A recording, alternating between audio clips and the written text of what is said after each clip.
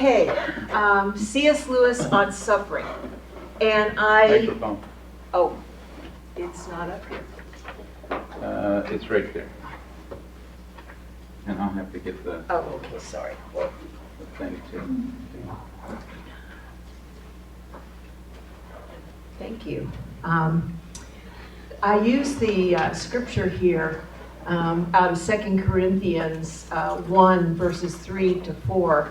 Actually, it's a larger passage, but this will work. And I used it because it's one of those scriptures that's very important to me, very meaningful to me, as I have experienced difficulty in my life, experienced pain and suffering, and I'm not speaking, just for myself. I know we've all been there. Thank you. And the importance of realizing that when we go through those trials and tribulations, that God is comforting us in special ways. I always stumbled on the Beatitude, blessed are those who mourn. And I thought, that's not good. I don't want to be in situations where I mourn, but we're comforted in those situations and in those circumstances. And then beyond that, we're able to reach out and to comfort others. Big word today is empathy. And you can't relate to everybody in every situation, but you certainly can relate to the one that you have experienced. So I can't empathize with everybody on every issue, but there's certainly areas in my life that I've walked that I've gained a little wisdom, a little insight, and I'd be able to encourage others to go along as they're going through those things.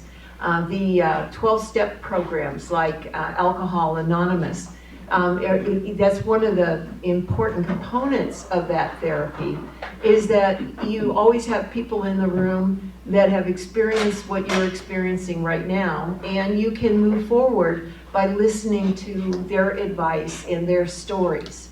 So I think, too, this is very true of C.S. Lewis's life, and we're going to look at two works by C.S. Lewis. The Problem of Pain, which he wrote in 1943, and then a very personal journal, A Grief Observed, that he wrote in 1963 after the death of his wife from cancer.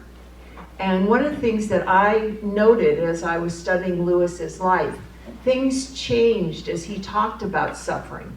And it's one thing to write an apologetic book or theological-based kind of book on a subject. It's another thing when you've experienced it. And that really spoke to my heart that I need to continue to learn. I shared last week that I've been a Christian for over 60 years. And so there's been a lot of experiences along the way. I've learned a lot of things, but I'm still learning. God hasn't finished with me yet. And I thought if a man like C.S. Lewis still had things to learn, how much more do we? So I wanted to share that with you.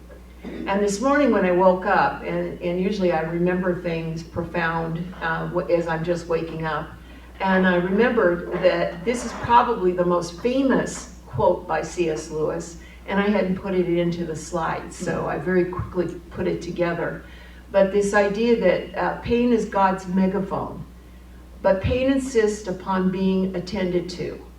God whispers to us in our pleasures, shouts in our pain. It is his megaphone to rouse a dead world.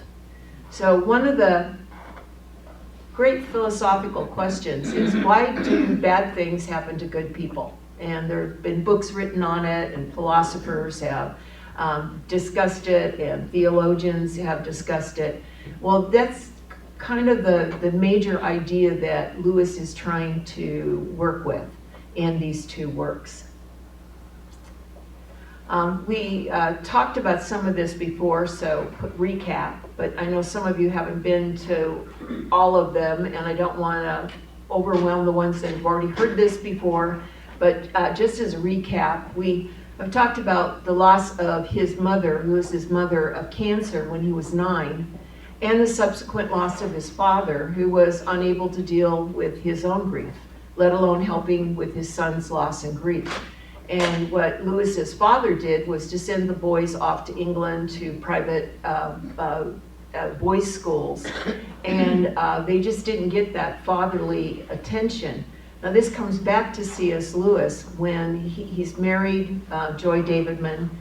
She has 2 sons that are near the ages that that Lewis and his brother were when their mother died.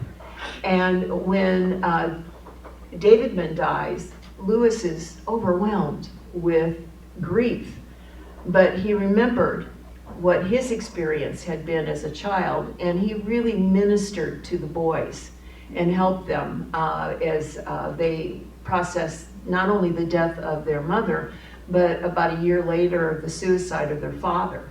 So he learned a lesson that came back in this later life. He fought in World War I, was injured by friendly fire. He remained in hospital for months and still bore shrapnel in his body the rest of his life. And one of the things that I was reading this week as I was preparing for this is that he had some shrapnel near his rib that caused him pain on a regular basis. So he understood it in that way as well. His brother Warren experienced an on and off struggle with alcoholism. And we talked a little bit about that last week, and we'll probably get a chance to talk more about it. He experienced many hurts and slights at Oxford in his career. He was never promoted in the 30 years that he was at Oxford University at Magdalen College. His friends and colleagues were promoted, but he never was, and very much because he was a very outspoken Christian, and they did not think that that was appropriate for an academic, nor did it represent the university well. And it wasn't until he was given a chair, they created a position for him at Cambridge University, that he was finally honored the way that he should have been all along the way. He had a heavy workload in his writing and his growing correspondence. And we talked about last week that we have in hand over 3,000 letters that he wrote to various people. And there are books that have been published of individuals like the American Lady that he wrote nearly 100 letters to, a Catholic priest in Italy. So if you're interested in Lewis's letters, there is also now a complete collection of Lewis's letters. It's 3 volumes of very thick books. So it's a very interesting part of Lewis's life, and you get a sense of his pastoral care of people. He had domestic issues at home. His brother with bouts of alcoholism, he had been involved with Mrs. Moore. Some of you may know of her or not, but she was an elderly lady and that was not a Christian and was very just criticized Lewis and made demands on him. And his brother Warren said that she was just an awful, awful person that was a part of their home. Later in life, he suffered from osteoporosis and kidney disease, and he had a heart attack and was in a coma. They thought that he would not recover from the coma. His wife Joy, like his mother, had cancer and died. And what's really interesting is that she was the same age as his mother when his mother died. And again, I think that this last part of his life that we're going to see in Grief Observed resonates with what he experienced as a boy in the loss of his own mother. More lessons to be learned. So first we're going to talk about the problem of pain. And that's one of many, many covers. I finally found my old copy of The Problem of Pain, and as I was flipping through the pages were wanting to fall out. So I think I need to get a new copy. But if you're interested and want to look at it, I think it's about 140 pages altogether. The Problem of Pain is a 1940 book on the problem of evil by C.S. Lewis, which again is one of those great philosophical, theological questions that we have. Why is there evil in the world? In which Lewis argues that human pain, he even uses a chapter on animal pain that you might find interesting, and hell are not sufficient reasons to reject a belief in a good and powerful God. And these are arguments that you encounter when you're trying to talk with people about Christianity. And next week we're going to talk about evangelism. So these are some things that we'll come back to. Lewis uses apologetics. He talks about God's goodness, the fall of humanity, heaven, and even animal pain as topics as he explores this idea of evil and pain in the world. Lewis's main argument, or thesis, and answer to the question throughout the book is that God can use evil and pain to mold us and make us into who we each were made to be. This is God's love. So when we go through hard times, trials and tribulations, we experience loss, God will reveal his great love for us in that context. And it is in this, Lewis argues, that we can start to give a response to the problem of pain. In the introduction, and I'm just taking some quotes from different areas in the book, I'm not trying to cover everything. He said, I must add, too, that the only purpose of the book is to solve the intellectual problem raised, I'm being told to put closer, raised by suffering for the far higher task of teaching fortitude and patience. I was never fool enough to suppose myself qualified, nor have I anything to offer my readings except my conviction that when pain is to be borne, a little courage helps. And I think of Lucy in the Chronicles of Narnia, and how often Aslan spoke to her so tenderly and told her to be courageous or to have a little courage. Helps more than much knowledge, a little human sympathy more than much courage, and the least tincture of the love of God more than all.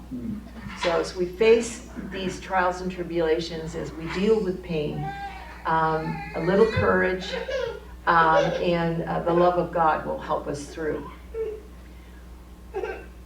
When Christianity says that God loves man, it means that God loves man, not that he has some disinterested, and this is how the quote goes, he's not disinterested, because really indifferent, concern for our welfare, but that in awful and surprising truth, we are the objects of his love. You ask for a loving God, you have one. And we always need to be reminded of that and to remind each other. God is love. God loves you. God is a good God. And Lewis is going to resonate those bits of wisdom to us. The problem of reconciling human suffering with the existence of God who loves is only insoluble so long as we attach a trivial meaning to the word love and look on things as if men were the center of them. And that's a key one too. When we're in the midst of tribulation or we're pondering these great thoughts, philosophical ideas, we need to remember that we're not the center of the universe. A man no more diminishes God's glory by refusing to worship him than a lunatic can put out the sun by scribbling the word darkness on the walls of his cell. We are bidden to put on Christ, to become like God. That is whether we like it or not. God intends to give us what we need, not what we now think we want. There's another key one that I need to, what you think you want is not necessarily what we need, or what we think other people need is not necessarily what God thinks that they need. Why is God's loving alteration needed? Because we're wicked. And we need to remind ourselves of that. We live in a fallen world. It's not God's fault that the world is in the condition that it is in. It's our fault, and it's the results of the fall. And we need to remember that we are all sinners. Now, this is another idea that we're going to explore next week in talking about evangelism, because Lewis says one of the greatest hindrances to talking to people about Christianity is the loss of the sense of sin. We don't see ourselves as sinners. And how do you embrace the gospel when that is the key component, that Christ died for us and shed his blood for our sins, something we celebrate every week in communion? This used to be taken more for granted, but now we must relearn it. There's at least 8 things to consider to show our sin. And one of the things that Lewis does often in his writings is he uses reason and he uses rational approaches, and he numbers it. So you can go 1, 2, 3, 4, and it becomes really easy to remember the ideas that he's working with. We'll see this again when we look at the essay God and His Doc next week.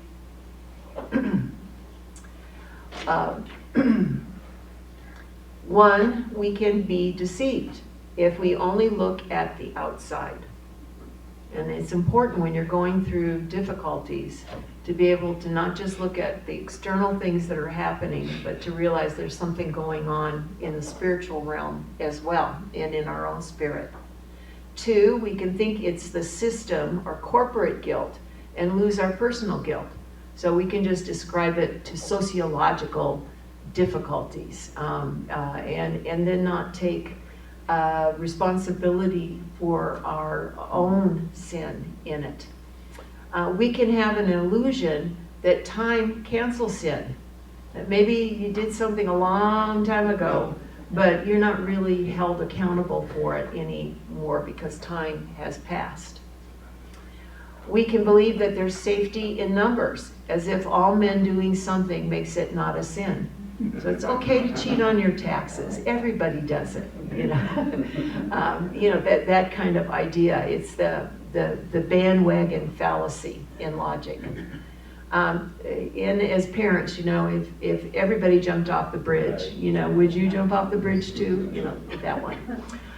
We should see that different cultures and ages show us our faults. And in the Mere Christianity in the beginning, when Lewis tackles this idea of our sinful nature, he says you can look around the world and you can see in other cultures that there is this idea of sin. 6, we see that different cultures and ages shows us our faults. 6, we try to reduce all viruses to kindness. So if you're just if you're just a good person, then that covers up Virtues. Whatever sin. Virtues, that's a misspelling, virtues. Oh, I'm sorry, virtues. Thank you. We reduce all virtues to kindness. We say holiness is more than moral perfection, but it isn't. If you're just, again, a good person, if you try to achieve holiness, that cancels it out. 8, we try to shift the responsibility things like evolution, etc. In the end, we must believe that we actually are, at present, creatures whose character must be, in some respects, a horror to God. What a powerful statement. When the saints say that even they are vile, they are recording truth with scientific accuracy. I love that quote. I love that quote. In chapters 6 and 7, I have some summaries. I'm skipping over some of the middle chapters, but I'm moving towards the end of the book. With pain being possible in a world created by a good God, now Lewis shows us that 3 purposes pain might have, 3 operations of suffering. First, pain is unmasked, unmistakable evil. So let's call it what it is. We need to recognize it for that. I find it interesting. I like to kind of follow some of the ongoing court cases, that are on television and in the news. And it's so often people will defend someone, or they'll defend themselves by saying, oh, I'm a good person. I really didn't do anything that bad. And that echoes to me this idea, yeah, it is sin. You did do something bad, and you must be held accountable for it. Second, pain leads us to seek happiness in God. And going back to Lewis's quote, it's God's megaphone to us and to the world. And it causes us to realize that we need their happiness, joy, hope, peace. Those qualities are only found truly in the Lord. And thirdly, pain teaches us self-sacrifice, and that we're finally acting for God's sake. In this chapter, Lewis is very honest and even personal about pain. And again, he talks about pride, because that for him, that was the sin that resonated in his life. Lewis lays out 6 propositions necessary to complete our account of human suffering. They are given in an arbitrary order. 1, there's a paradox where Christians know pain can be good, but not seek it in itself. 2, if tribulation is necessary, we must suppose that it won't cease until God redeems the world completely, or sees it is no longer redeemable. So it is a condition of the world, is pain and suffering. Christian self-surrender in obedience is a theological, not necessarily political doctrine. 4, suffering explains why this world can give glimpses of joy, but no lasting security. Don't look for it in this world. 5, it is not helpful to discuss the unimaginable sum of human misery. You can talk about it and talk about it and talk about it, but that is not going to give us any solution. 6, of all evils, pain alone is sterilized or disinfected evil. It does not proliferate. In other words, your own pain, your own suffering, is not going to cause sin to go out into the world. God will sterilize it and make it something contained. He talks about heaven, and I'm hoping towards the end of our discussions we'll have a chance to talk more about heaven and hell. But Lewis clearly believed in heaven and hell. All you have to do is read the Screw Tape Letters and the introduction. He talks about, yes, there is a devil, a real devil in the world. He may not have horns and a forked tail, but there is a real devil in the world.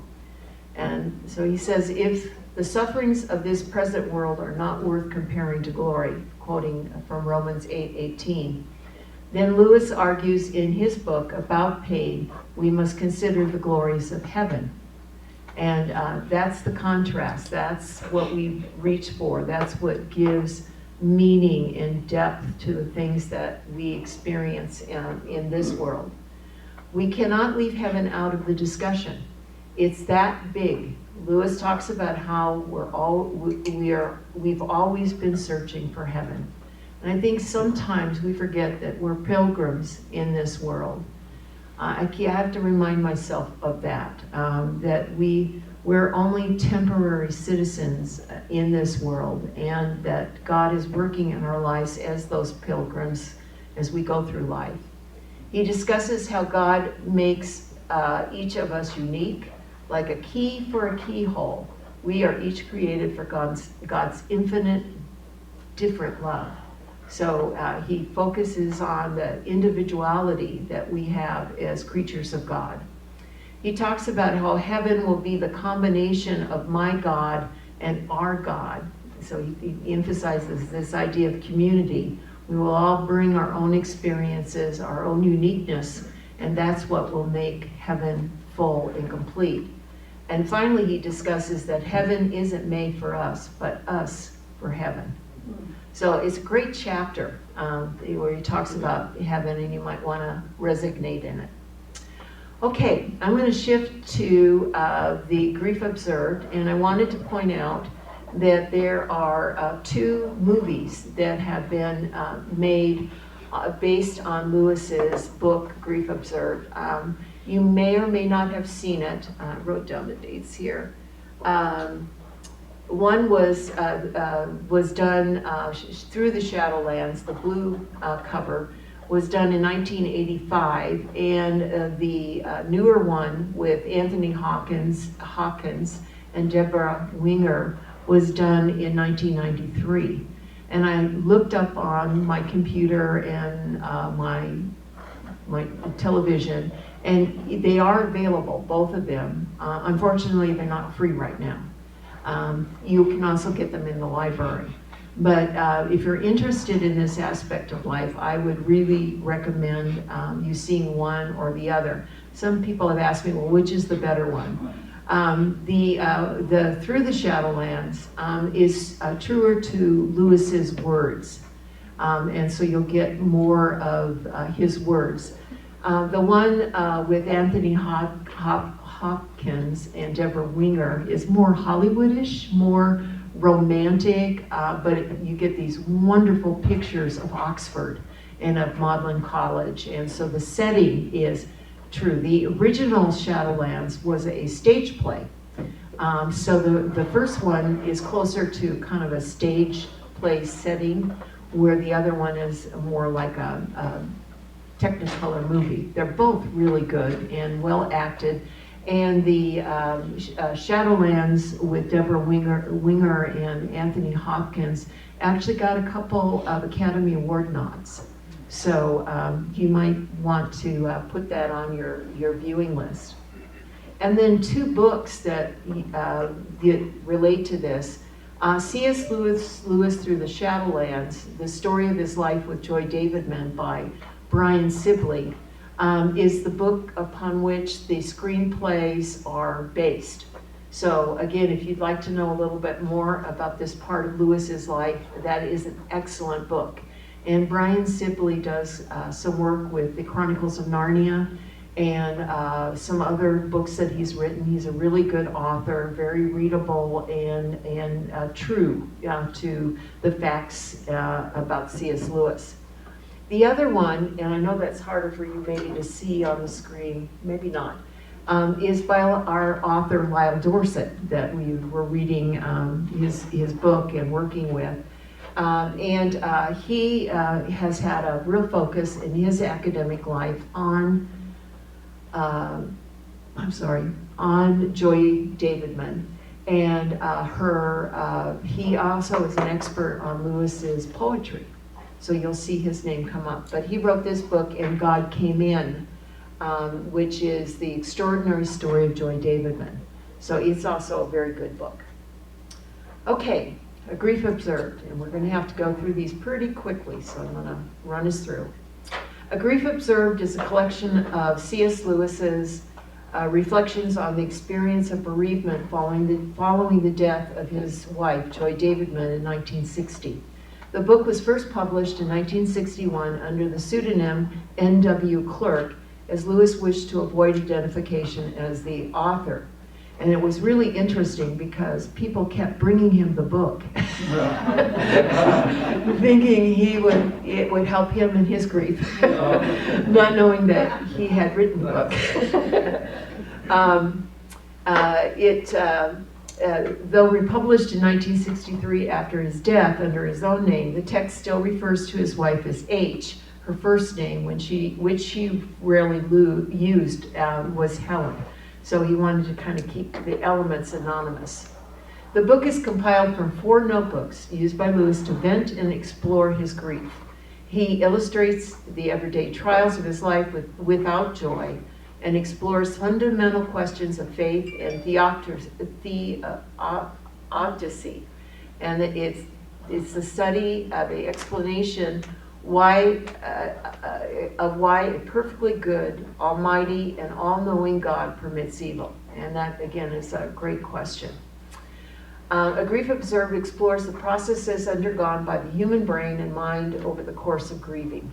The book questions the nature of grief and whether or not returning to normality afterward is even possible within the realm of human existence on earth. And I think we've talked about COVID and getting back to normal, and this has been quite an experience for us to go through. And when I spoke a couple of months ago to a ministerial group, I talked about what Lewis said: there is no normal. We can't get back to normal because there will be no normal to get back to, and I think that's an important point. And it's based on a personal journal that he kept.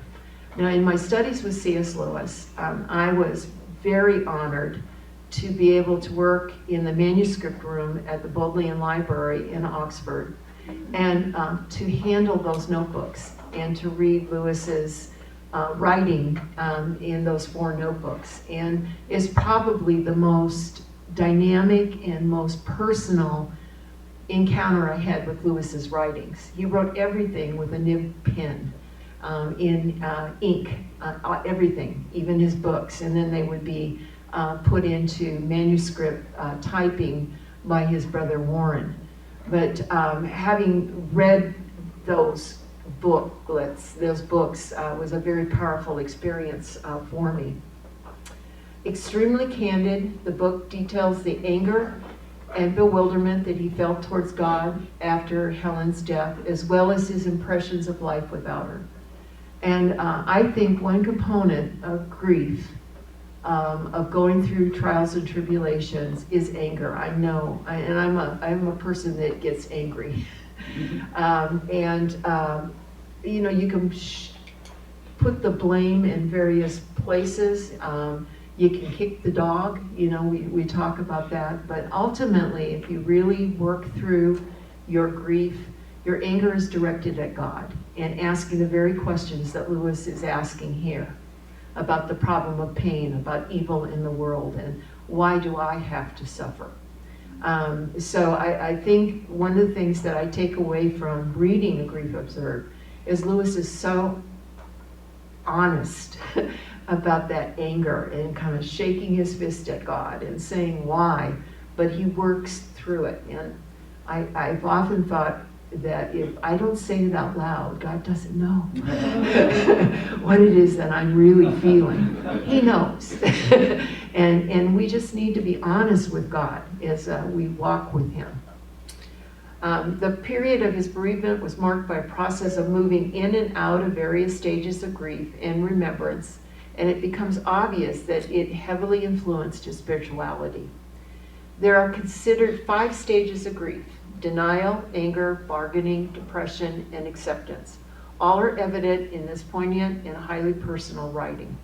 In fact, Lewis ultimately comes to a revolutionary redefinition of his own characterization of God, experiencing gratitude for having received and experienced the gift of a true love. So it's powerful, and if you know anyone that is grieving, has perhaps lost a loved one, it's a great gift to share with them. No one ever told me that grief felt so like fear. These are some of the comments that he made. We were promised sufferings. They were part of the program. We were even told, blessed are they that mourn, and I accept it. I've got nothing that I hadn't bargained for. Of course, it is different when the thing happens to oneself, not to others, and in reality, not imagination. The death of a beloved is an amputation. God has not been trying to experiment on my faith or love in order to find out their quality. He knew it already. It was I who didn't. In this trial, he makes us occupy the dock, the witness box, and the bench all at once. Those are the components in an English courtroom. He always knew that my temple was a house of cards. His only way of making me realize the fact was to knock it down.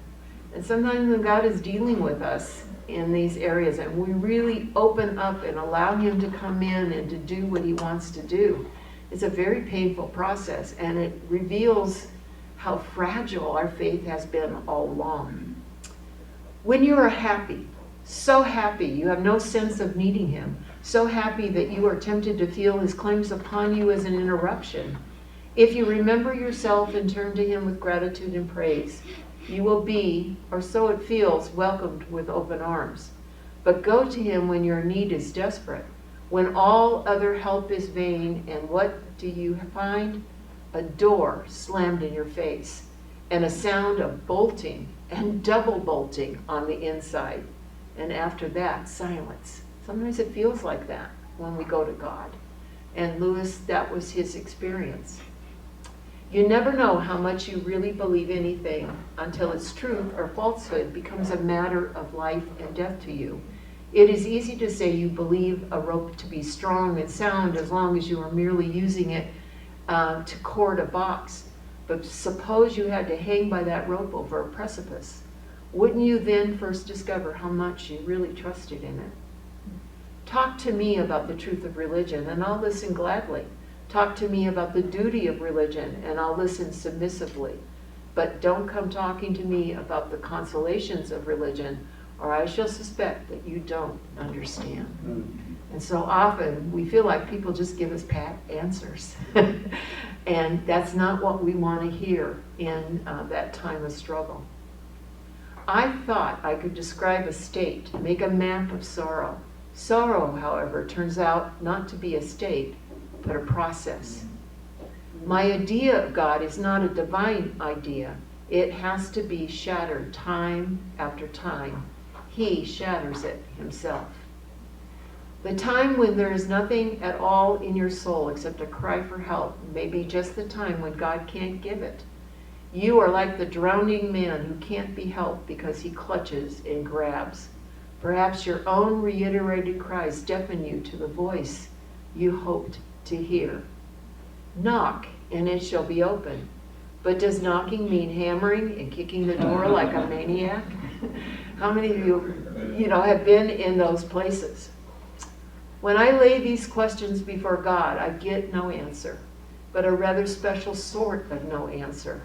It is not the locked door. It is more like a silent, certainly not uncompassionate gaze, as though he shook his head, not in refusal, but waving the question like, "Peace, child, you don't understand." Getting over it so soon? But the words are ambiguous. To say the patient is getting over it after an operation for appendicitis is one thing. After he's had his leg off is quite another. After that operation, either the wounded stump heals or the man dies. If it heals, the fierce, continuous pain will stop. Presently, he'll get back his strength and be able to stump about on his wooden leg. He has, quote, got over it, but he will probably have recurrent pains in the stump all his life, and perhaps pretty bad ones, and he will always be a one-legged man. And when we really experience sorrow and grief and pain, and I think of Jacob when he wrestled with the angel, and God changed his name to Jacob. To Israel. But what? To Israel. What? To Israel. To Israel. Changed his name to Israel. But Jacob always walked with a limp. And sometimes when we go through these wrestlings with God, it's like that. It can be that serious. There will be hardly any moment when he forgets it. Bathing, dressing, sitting down, getting up again, even lying in bed will all be different. His whole way of life will be changed, and all sorts of pleasures and activities that he once took for granted will have to be simply written off. Duties too. At present, I am learning to get about on crutches. Perhaps I shall presently be given a wooden leg, but I shall never be biped again. So that's how Lewis finishes the book. He's not quite there yet, but he decides that he's written in that journal enough. He's written in the 4 notebooks. He can't find a 5th. And so he decides that this is the time to stop this process that he's going through.